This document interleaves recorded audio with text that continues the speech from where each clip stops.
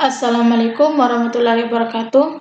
Perkenalkan, nama saya Nabila Fauzia dengan NIM 18044111748 dari Prodi Informatika Fakultas Teknik Komputer Universitas Cokroaminoto Palopo.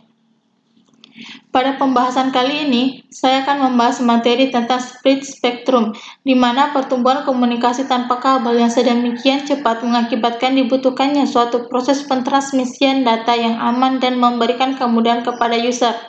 Selain masalah kecepatan dan kapasitas, teknologi telekomunikasi juga menghadapi masalah interferensi dan penyadapan. Kedua masalah ini berkaitan dengan privasi dan keamanan pelanggan pengguna layanan telekomunikasi. Dilatar belakangi oleh kebutuhan akan sistem komunikasi yang kebal terhadap masalah interferensi dan penyadapan, maka dikembangkan sistem komunikasi spektrum yang tersebar pada pertengahan tahun 1950. Sistem ini dapat menjamin kerahasiaan informasi yang dikirim dan dapat beroperasi pada tingkat SN atau signal to noise ratio yang rendah atau tahan terhadap derau yang besar. Nah, terkait dengan pembahasan split spectrum ini, ada 7 poin penting yang akan saya sampaikan. Poin pertama yaitu definisi split spectrum, kedua yaitu konsep dari sistem split spectrum, poin ketiga keuntungan split spectrum, keempat jumlah pseudo random, kelima sifat-sifat random, keenam jenis split spectrum, dan poin ketujuh yaitu direct sequence split spectrum. Definisi split spectrum.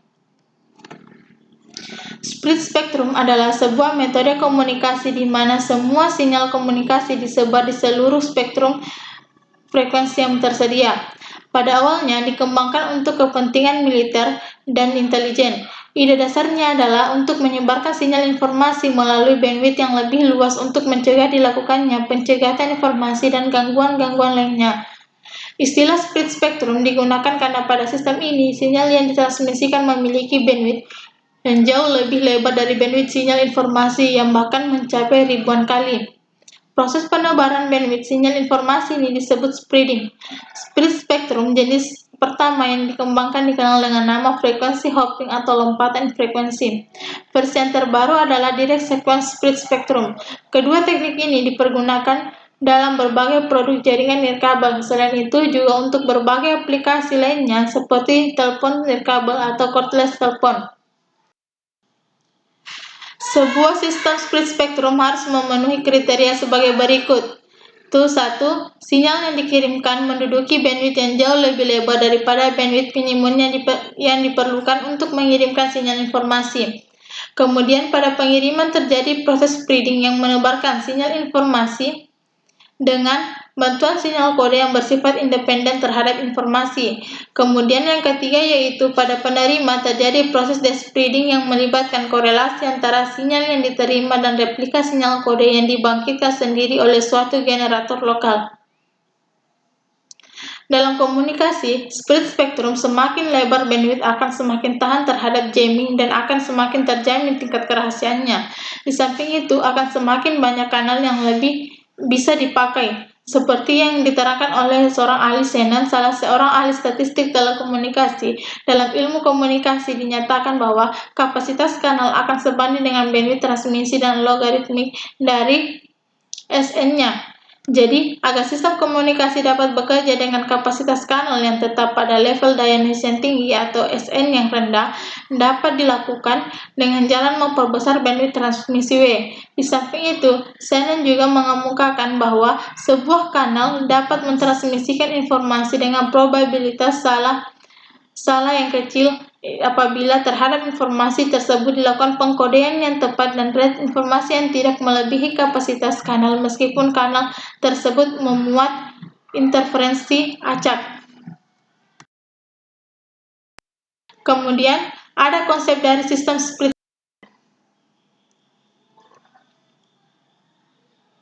Konsep dasarnya itu ada tertera pada gambar ini, yaitu merupakan susunan dari bagan konsep sistem split spectrum.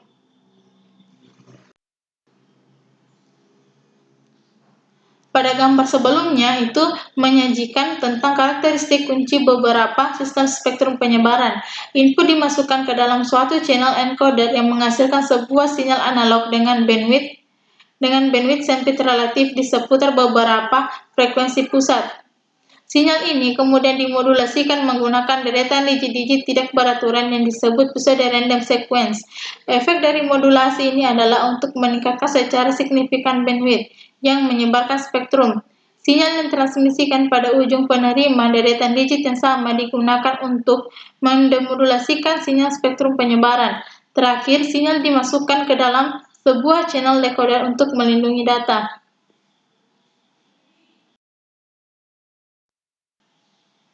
Adapun keuntungan dari split spektrum yaitu imunitas dari berbagai noise dan multiple distortion termasuk gangguan atau jamming, dapat mengacak sinyal. Hanya receiver yang mengetahui pengacakan kode dapat mendapat kembali sinyal. Kemudian beberapa user dapat menggunakan bandwidth yang lebih besar dengan sedikit interferensi, yaitu seperti telepon seluler, kode division multiplexing atau CDM, dan kode division multiple access atau CDMA.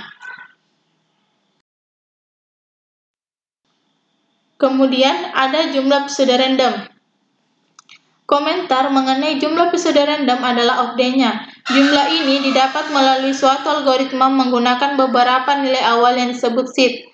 Algoritma tersebut dapat ditentukan dan karenanya menghasilkan deretan bilangan yang tidak acak secara statistik. Bagaimanapun juga, bila algoritmanya baik, deretan yang dihasilkan akan melalui beberapa ujian yang memeriksa kecakapannya.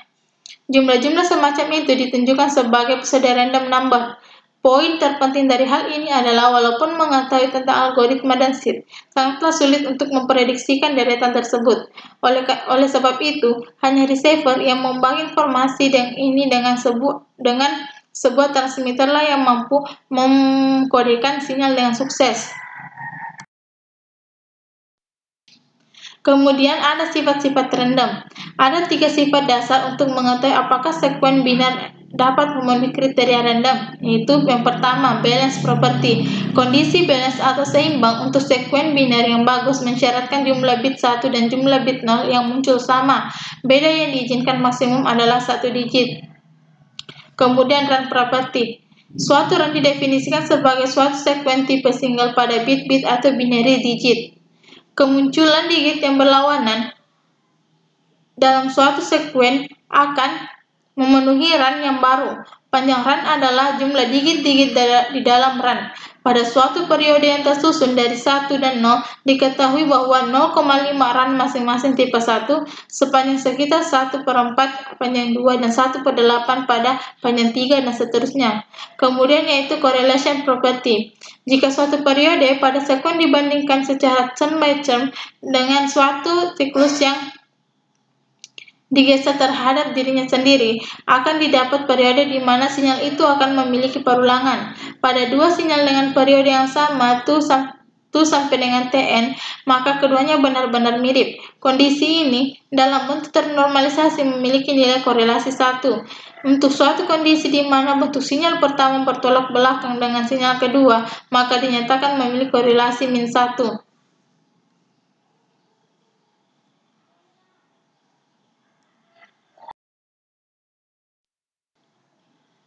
Kemudian ada jenis-jenis split spektrum. Jenis-jenis split spektrum itu terbagi menjadi beberapa bagian, yaitu 1. Frequency hopping split spektrum, kedua OFDM atau biasa disebut dengan orthogonal frequency division multiplexing, kemudian slow frequency hop split spektrum menggunakan MFSK, dan fast frequency hop split spektrum menggunakan MFSK. Yang pertama, frequency hopping split spektrum merupakan frekuensi hop dengan sistem pembawaan dengan cara melompat dengan urutan yang bersifat pseudo-random. Pseudo-random itu biasanya adalah daftar frekuensi kemana arah frekuensi akan melompat dalam satu interval. Nah, pada frekuensi hopping split spektrum terdapat gambarnya itu Terdapat gambar memperlihatkan suatu frekuensi hopping system yang menggunakan urutan lompatan atau hop sequence. 5 frekuensi pada suatu band yang berurutan 5 MHz. Adapun contoh urutannya yaitu 2.449 GHz, 3, 2.448 GHz, 2.452 GHz, 4, 2.450 GHz, 2.448 GHz, 5, 2.451 GHz.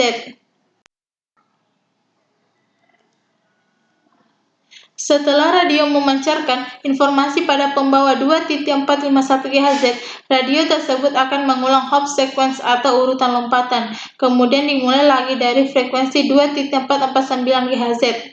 Proses pengulangan urutan lompatan akan terus berlanjut hingga informasi diterima secara lengkap. Radio penerima disinkronisasi terhadap hop sequence radio pemancar agar dapat menerima frekuensi yang sesuai pada waktu yang tepat. Sinyal kemudian dimodulasi dan digunakan oleh komputer penerima.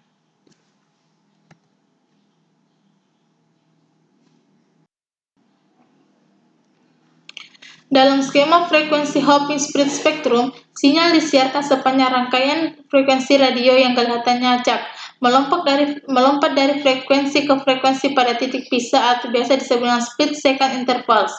Di sebuah receiver, melompat di antara frekuensi secara sinkron dengan transmitter, lalu menangkap pesan, sehingga orang-orang yang akan berusaha mendengarkan secara diam-diam hanya akan mendengar bunyi titik-titik yang tidak jelas. Upaya untuk mengganggu sinyal hanya akan berhasil dengan cara menghantam sedikit bitnya.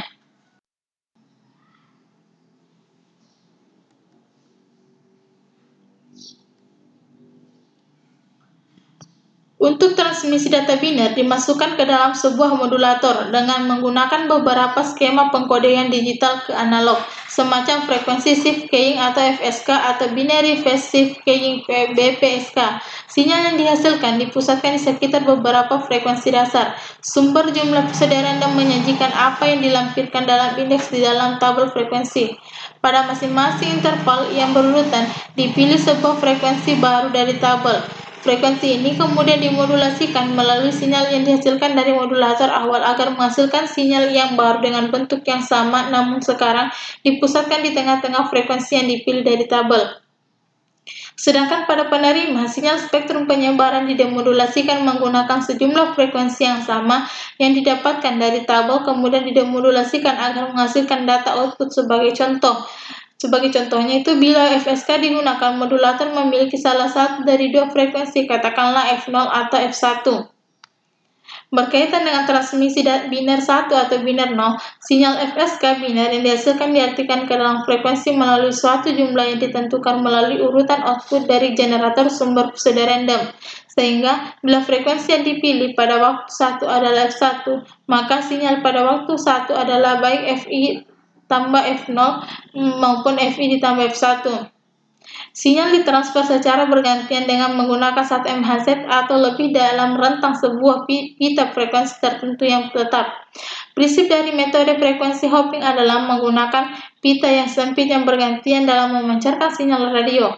Secara periodik antara 20 sampai dengan 14 ms atau biasa disebut dengan milidetik, sinyal berpindah dari channel frekuensi 1 ke channel frekuensi lainnya. Pita 2.4 GHz dibagi-bagi ke dalam beberapa subbagian yang disebut channel atau kanal. Salah satu standar pembagian channel ini adalah sistem ETSI atau biasa disebut dengan European Telecommunication Standard Institute.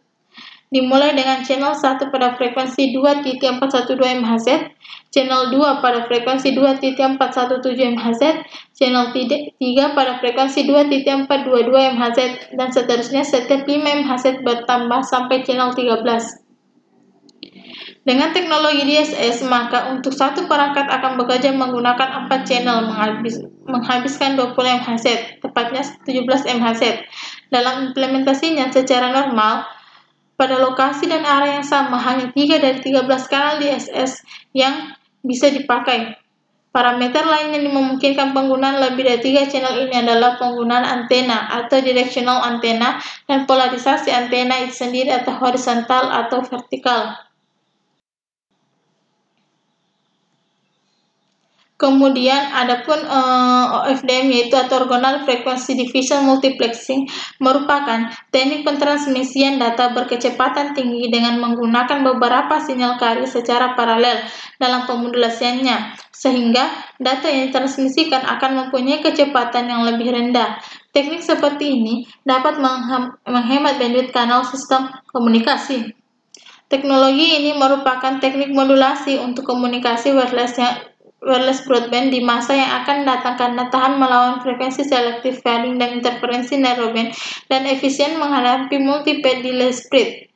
Berikut merupakan diagram blok dari OFDM, yaitu prinsip kerja dari OFDM dapat dijelaskan sebagai berikut.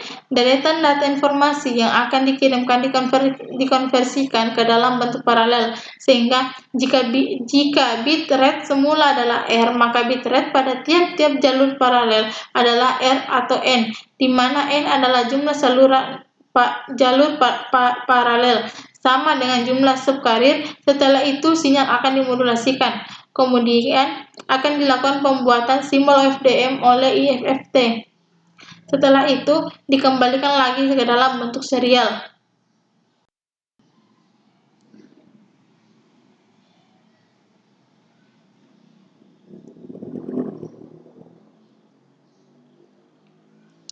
Gambar ini itu merupakan spektrum dari sinyal OFDM. Meskipun saling overlapping, mereka tidak saling menginterferensi. Dari gambar di atas, jika ditarik suatu garis lurus, maka nilai puncak dari suatu subcarrier akan terhubung dengan nilai minimum dari subcarrier yang ada di sebelahnya. Maka dari itu, walaupun overlapping, tidak akan terjadi interferensi. Kemudian ada slow and fast FHSS,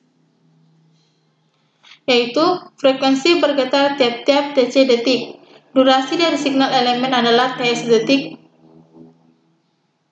TS slow FHSS memiliki TC. Fast FHSS memiliki TC yang lebih kecil dari TS.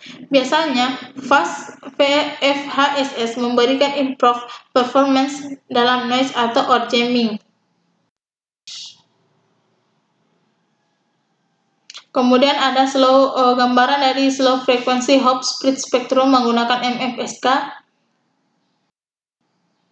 Kemudian adapun gambarannya fast frequency hop split spectrum menggunakan MFSK.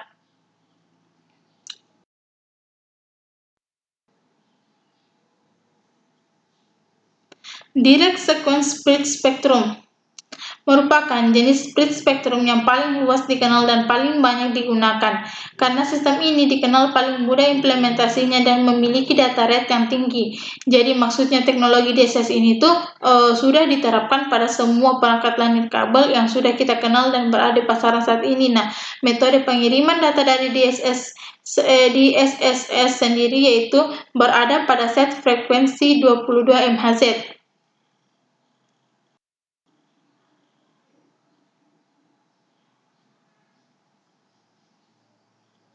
Di SSS itu banyak yang belum mengetahui bagaimana cara kerja DSS. Nah, cara kerja DSS yaitu DSSS menggabungkan sinyal data pada stasiun pengirim dengan suatu data rate bit sequence yang lebih tinggi, yang dikenal dengan chipping kode atau processing gain. Processing gain yang tinggi meningkatkan tahanan sinyal terhadap interferensi.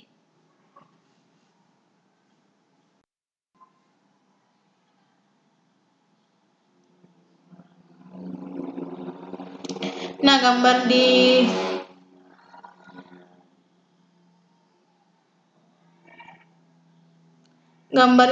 menunjukkan alokasi dari saluran DSSS di mana spesifikasi standar 802,11b yang hanya menetapkan 11 saluran untuk pemakaian tanpa izin. Kita dapat melihat bahwa saluran 1 dan 2 itu bertumpang tindih dengan suatu besaran yang signifikan.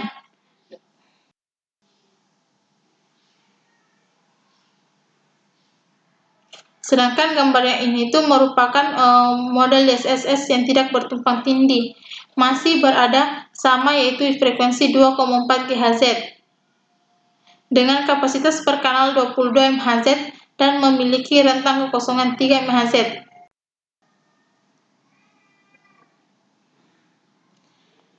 DSSS atau Direct Sequence Spread Spectrum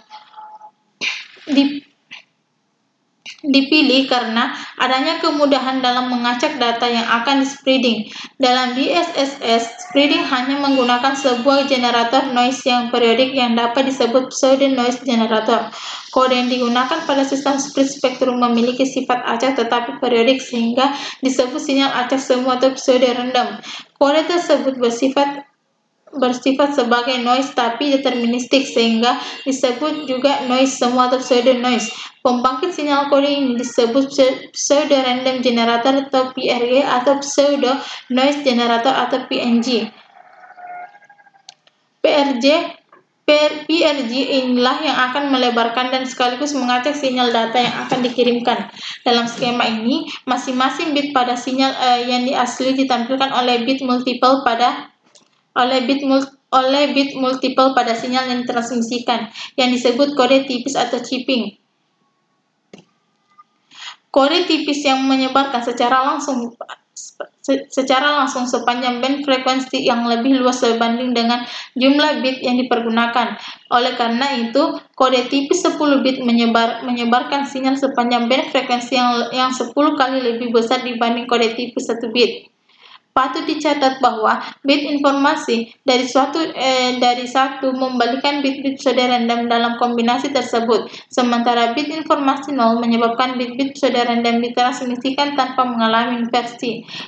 Kombinasi bit string memiliki data rate yang sama dengan deretan pseudo-random yang asli, sehingga memiliki bandwidth yang lebih lebar dibandingkan dengan stream informasi.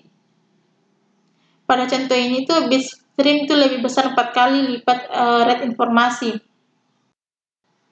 Nah, itulah beberapa bagian dari materi spread spectrum yang saya sampaikan. Kurang lebihnya mohon dimaafkan. Assalamualaikum warahmatullahi wabarakatuh.